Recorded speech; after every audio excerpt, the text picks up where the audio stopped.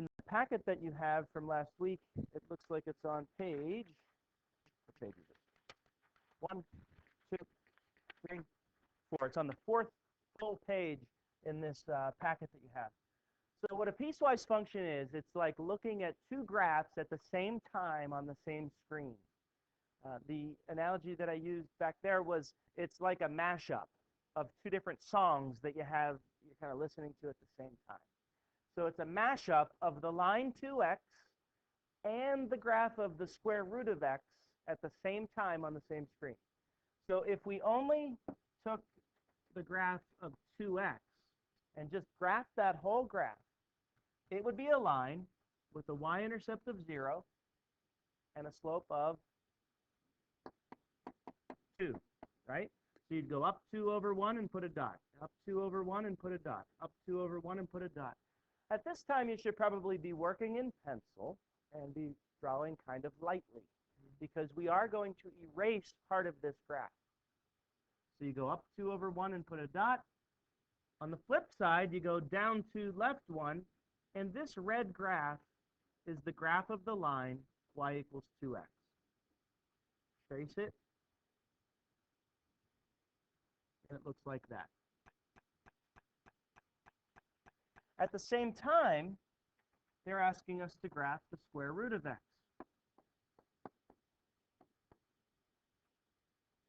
Square root of x is the parent function that we learned last week, and it begins at 0, 0.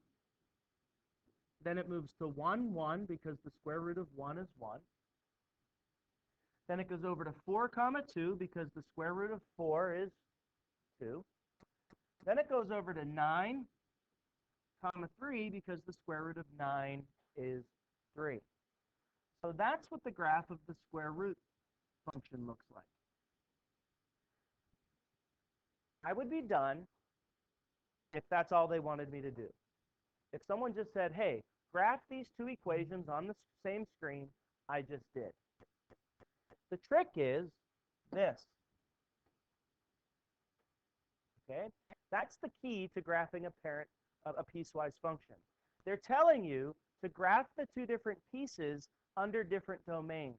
So it's saying only look at the red one, the top one, only look at 2x when the x's go from -3 to 0.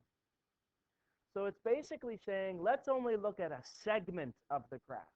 Let's only look at a chunk of the graph.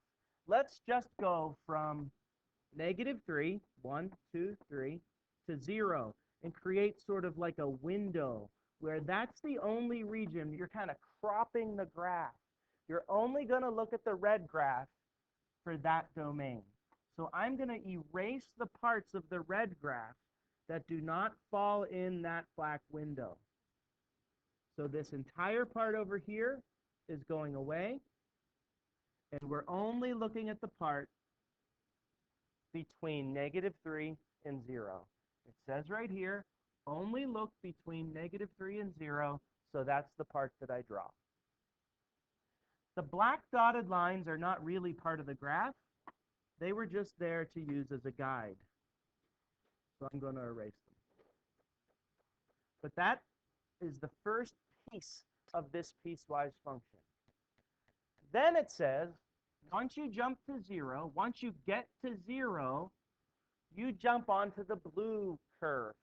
You start graphing the blue curve, which is the square root function. Now, you don't graph it forever. You don't stay on this blue graph forever. I know the graph does go on forever, but they don't want us to draw the whole thing. They want us to stop drawing that when we get to what? It says right here, 4. When you get over to an x value of 4, that's where the graph stops. So you're only graphing segments or pieces of the graph. That's why it's called a piecewise function. That's it. That's the graph of this right there. I'm going to show you real quickly. I'm not going to do B in this video, but I am going to show you another way to think of A. And it goes like this.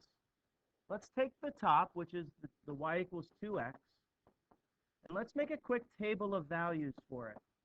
This is the table of values method of graphing a piecewise. And a lot of students like this method better. So I'm going to offer both of them to you so you can decide which one you like. Then I'm going to change to blue, and I'm going to graph the square root of x. And I'm going to make a table of values for that as well. In red, it says, here's what this says in this rectangle. I'll try to interpret it for you. It says, only use x's that are between -3 and 0. So I'm going to put numbers down for x that are between -3 and 0. And where do you put those numbers? You put them in the red equation. If they're in this red domain, they go in this red equation. If the numbers are in the blue domain, they go in the blue equation. The blue numbers are going to start at 0 and go up to what? 4 and stop. So we're creating two tables of values by which we can graph these two equations. So let's go ahead and plug in -3 into 2x. What's 2 times -3? What's 2 times -2? 2 times -1? -2. What's 2 times 0? 0. So I put the red numbers from the red domain in the red equation. Look where those points are. -3, -6. Right there. -2, -4. Right there. -1, -2 is right there. And 0, 0 is there. There's our line. I think the table of values might be a little clearer of a method for students. Now, we're going to jump over to the blue equation, and we're going to plug in 0. What's the square root of 0? Square root of 1. I'm going to jump down to 4 because it's the next perfect square. What's the square root of 4? 2. The square root of 2 is about 1.41. And the square root of 3 is about 1.73. Look where those points land. 0, 0, 1, 1, the other two decimals, and then 4, 2. So that's the piece represented by the blue graph. And that's how we graph a piecewise function. Oh, one last note. It says here for the red one that the x includes 0. See this little, let me blow that up a little bit here. You see how it says, you see how it says less than or equal to? But down here it does not. Right there. If the two values land at the same point, it's irrelevant. Do you see how 0 produces 0 in the red graph and 0 produces 0 in the blue graph?